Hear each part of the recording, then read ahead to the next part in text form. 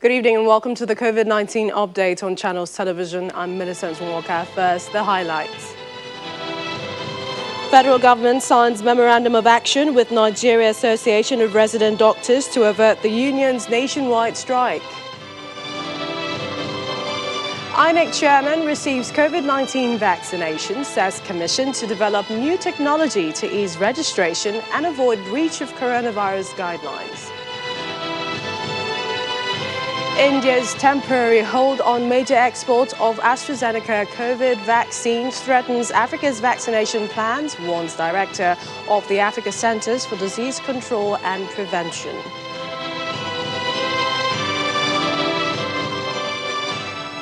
The Nigeria Center for Disease Control and CDC confirmed 129 new COVID-19 cases across 12 states and the Federal Capital Territory last night. The latest figure is a rise from yesterday's single daily count of 121 infections. According to the data published by the NCDC, Nigeria now has a total of 162,891 confirmed COVID-19 infections across the 36 states. Lagos, the epicenter of the disease in the country, recorded the highest number of new infections with 46 confirmed cases, followed by Ondo, which had 19, and Nasarawa, 14 new infections. Other states include Kaduna, Borno, Bauchi, Akwa Ibom, the FCT, Jigawa, Plateau, Bayelsa, Osun, and Rivers State. 116 new recoveries were recorded, including 62 community recoveries in Akwa Ibom and 16 in Ogun State.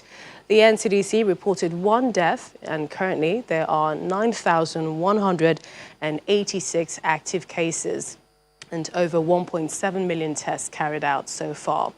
Meanwhile, according to an update by the National Primary Healthcare Development Agency, over 800,000 people have received the first dose of the Oxford AstraZeneca vaccine since the vaccination exercise began, with 40.7% proportion reached. The executive director of the National Primary Healthcare Development Agency, Mr. Faisal Shuaib, says the country hopes to receive up to 70 million doses of the Johnson & Johnson COVID-19 vaccine this year through the African Union. Nigeria, which has recorded over 2,000 deaths from COVID-19 and began vaccinations in March, according to the federal government, there is a proposal to spend 396 billion naira for the COVID-19 vaccination in the years 2021 and 2022. The Minister of Finance, Mrs. Zainab Ahmed, explained that the figure may significantly reduce as the federal government receives more donations of the vaccines from the private sector. Now, the federal government has signed a Memorandum of Action, MOA, with the National Nigeria Association of Resident Doctors, NARD, to avert the union's planned nationwide strike. The Minister of Labour and Employment, Senator Chris Ngige, disclosed this while addressing newsmen at the end of a meeting with NARD earlier today in Abuja. You will recall that NARD had threatened to commence a nationwide strike April the 1st, accusing the federal government of reneging on agreements reached with the union. The doctors' grievances include the non-payment of salaries of between 3 months to 5 months to some house officers, the non-recruitment of house officers, the abolishment of the bench fees for doctors undergoing training in other hospitals, the non-payment of national minimum wage and hazard allowances to doctors, among others. So right now, let's talk to a representative of NAD, Dr. Adejo Arome. He's the first vice president of the Nigeria Association of Resident Doctors. He joins us at this time. Thank you for joining us on the program. Thank you, and good evening to our viewers at home. All right. Confirm to us indeed if you, and that is your association, has signed an agreement with the federal government, a memorandum of action to avert the planned nationwide strike. All right. Well, I was shocked to hear you say that we never signed any agreement with the government to end any strike. In fact, our strike commenced 8 a.m. this morning, and it's a total and indefinite strike. So what do you think all these reports are making the rounds, saying that indeed something was signed between your association and the federal government? Yes, we had a meeting yesterday. It was a conciliatory meeting, which was conveyed by the Minister of Labor and Employment, a very patriotic Nigerian and a father of our profession. We had so many arguments back and forth, and at the end of the day, based on the argument that we reached, a kind of a summary of what was said at the meeting was now typed out, and all parties present have to sign to confirm that they were present. On our part, in the document, we make sure that it was included that we had no powers to take any decision here. Whatever was said here, we will take it back to the Congress. The Congress is the supreme body of the Nigerian Association of Resident Doctors. And the Congress is the one that declares strike, and it's the Congress that can suspend it or that can stop it. So nobody signed any agreement to suspend the strike at all. We cannot sign any agreement with the government because various agreements signed in the past was not respected. So it will be unreasonable on our part to keep on signing agreement. We are not association of agreement signers. We are Nigerian Association of Resident Doctors, not agreement signers. Thank you. So essentially, Dr. Rome, what is next? Are you saying that the strike is still ongoing, pending when you hear from Congress? Yes, we are trying to convey Congress letter to Ude, and we will present the position of the government. We will present the appeal of the Minister of Labor and Employment, a respected doctor in this country. We will present his appeal to the Congress. And based on that, you see, we respect our own. You know, this strike, we're supposed to go on a strike about 3 weeks ago. But based on the appeal for Honorable Tanko Sununu, we shaved the strike, but someone somewhere else triggered it. So we respect our own. So if the Congress deem it fit, fine. But for now, we are currently on strike, and it's a total and indefinite strike. We'd like to thank you, Dr. Adejo Arome, First Vice President of the Nigeria Association of Resident Doctors. Thank you as we continue to follow developments on that story. Thank you for joining us. Now, the Yobe state government has urged all residents to receive the Oxford AstraZeneca vaccine so as to protect themselves from contracting the disease. The Deputy Governor disclosed this while supervising the vaccination of COVID-19 Prevention and Control Committee members, as well as State Executive Council members. Happy to announce that the university has received its share of the AstraZeneca COVID-19 vaccines for the first phase targeting frontline health workers, other health workers. Official flag of vaccination was carried out by Excellency the Executive Governor of Yobe State, Onomala Buni Chiromongujba, on the 28th of March 2021. Members of the public should register for the vaccination in National Primary Health Care Development Agency COVID-19 portal. Some members of the COVID-19 Prevention and Control Committee in the state after vaccination also vouched for the vaccines, asking those, especially in the rural areas, to take it. This vaccination is safe. It's not going to harm anybody. And we are assuring you that there is no adverse effect. If you take your coronavirus vaccine, be sure that you are going to be protected from the effect of coronavirus and you will not be infected with the virus. So the very best antidote against this disease, against falling victim to COVID-19, is to ensure that people go out and take their vaccines. These vaccines are said to have been proven to be safe. So far, across the state, over 20,000 jabs have been administered, shot in the arms, and there are no reports at all of any significant adverse reactions. The Independent National Electoral Commission, INEC, has flagged off COVID-19 vaccination for its staff across the country. The INEC chairman, Professor Yakubu Mahmood, who flagged off the exercise in Abuja today, received the first jab of the vaccine. Professor Yakubu says staff of the commission are at risk of being infected by coronavirus because of their engagement, and commends the National Primary Healthcare Development Agency for extending the vaccine to the commission. He also says a portal is being developed by the Commission's engineers where Nigerians can begin the registration process to reduce the usual rush experienced and to avoid the breach of COVID-19 guidelines. I want to seize this opportunity to thank the National Primary Healthcare Development Agency for considering INEC as one of the frontline agencies to receive the COVID vaccine on account of the kind of work that we do. About 2 weeks ago, our officials were in Aba North and Aba South for a federal constituency by-election in Abia State. A week earlier, they were in Ekiti East for a state constituency by-election. A week earlier, they were in Jigawa State for another election. And this weekend, our officials will be in Isoko North in Delta State for another by-election. And thereafter, they will be in Abaji for a by-election to fill the vacancy created by the death of a councillor in the FCT. The FCT is the only area where INEC conducts local government elections.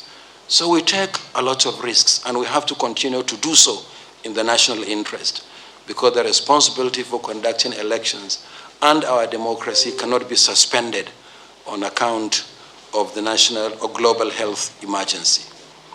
But let me also say that this exercise will commence from the headquarters of INEC and then extended to all our state offices nationwide. May I also on this note recognize the role played by the INEC Press Corps. You also share in the risks that we take. And therefore, it is my pleasure to announce that we will extend the vaccination to all members of the INEC Press Corps.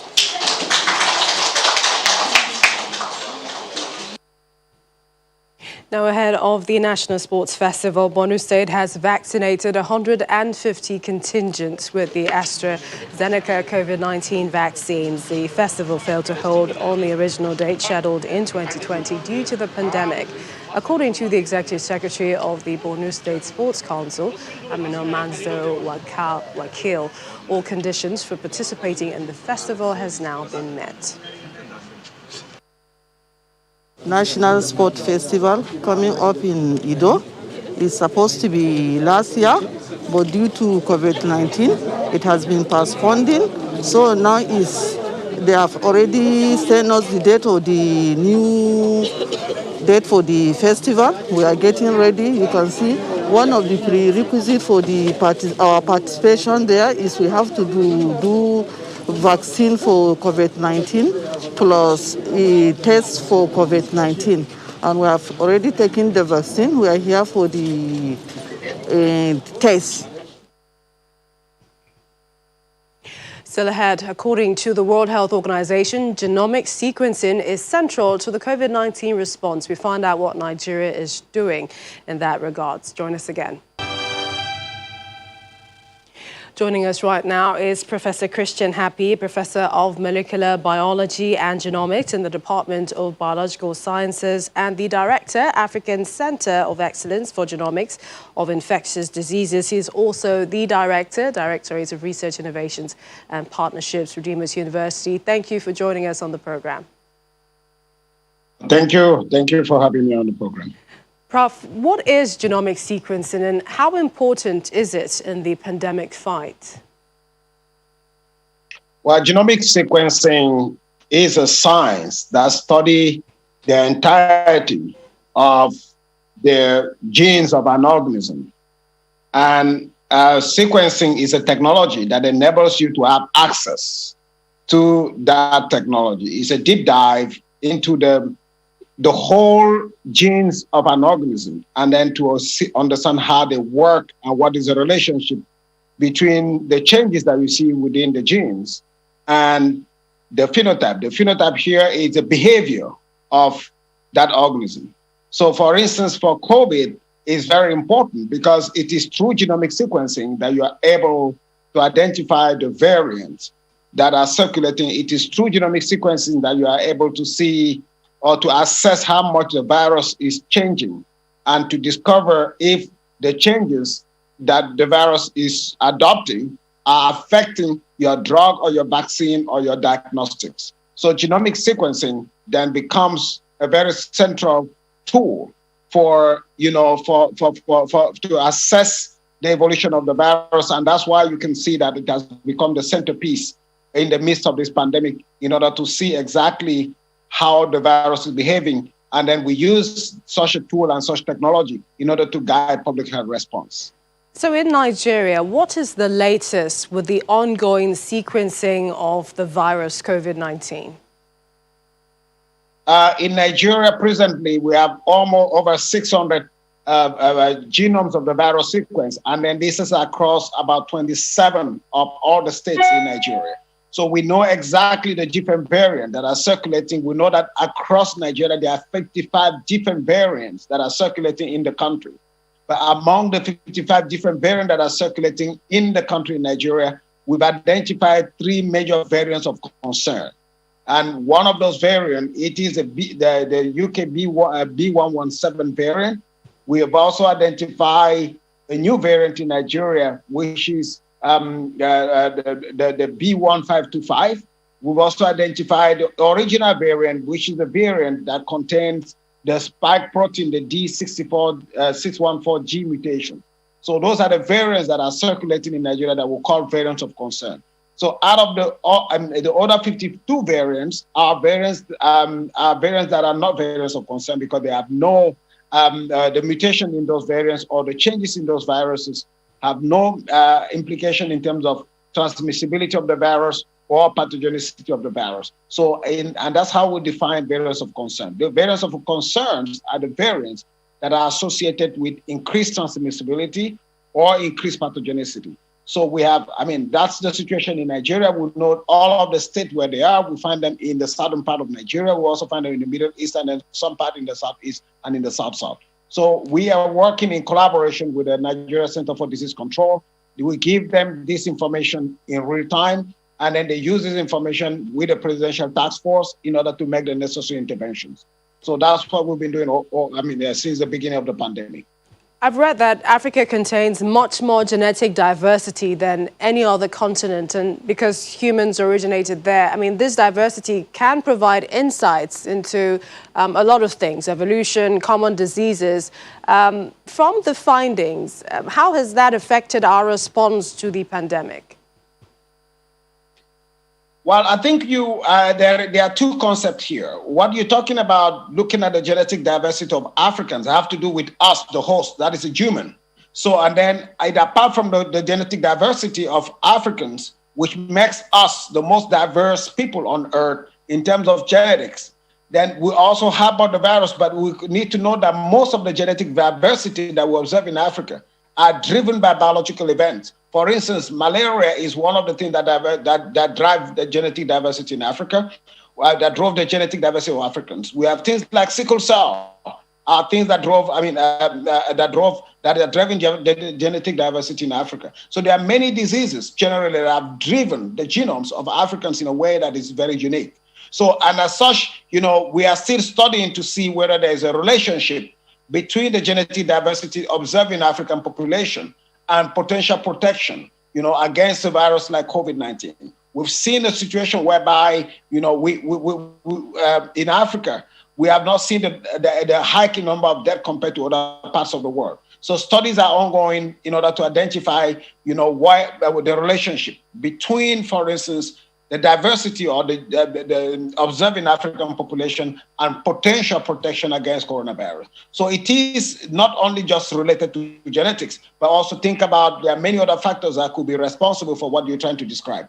So, but when it comes to containing or controlling the pandemic using genomics, it is more or less focusing on the virus itself. So, and that's what we've done successfully, as you see the case in South Africa, where we were very apt in detecting the new variant in South Africa. You also see the case in Nigeria, for instance, where the first case reported in February 26th, but within 48 hours, we were in SG, we were able to establish the first genetic makeup of this SARS-CoV on the African continent. So I think we use such, and since then we've been monitoring the evolution and then the spread and then the potential impact of the evolution of the virus on things like disease transmission and pathogenesis. And these informations have become very critical in many African countries in order to help them to contain this pandemic. Because with genomics, you are able to identify where are the areas where the hotspots are, and then where are the areas where you need to pay less attention.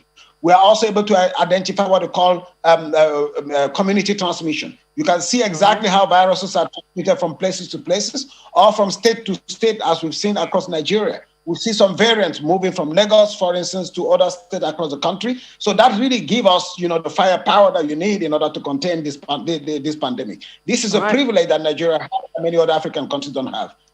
We'd like to thank you. Thank you so much for that update. Professor Christian Happy, Professor of Molecular Biology and Genomics, Department of Biological Sciences. Thank you for joining us on the program. Thank you. Thank you for having me. India's temporary hold on major exports of AstraZeneca COVID vaccine shots will undermine Africa's vaccination plans. The warning is from the director of the Africa Centers for Disease Control and Prevention, John Nkagesong, who thinks it would have a catastrophic impact if extended.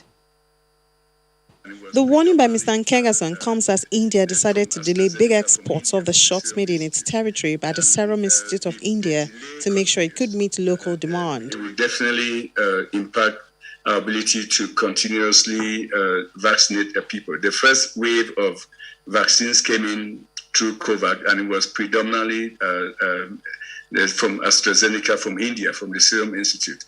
And if the delay continues, I really want to deliberately hope that it is a delay, not a ban, because that would be catastrophic if that was the case. Then meeting our vaccination schedule becomes problematic, very, very problematic. I think that is common understanding that we wish that there's continuous supply of the vaccines from India, and we continue to engage with COVAX and lend our voices to the fact that this should not be happening because it will affect all of us. The African Union had planned to vaccinate 30 to 35% of the continent's population by the end of the year.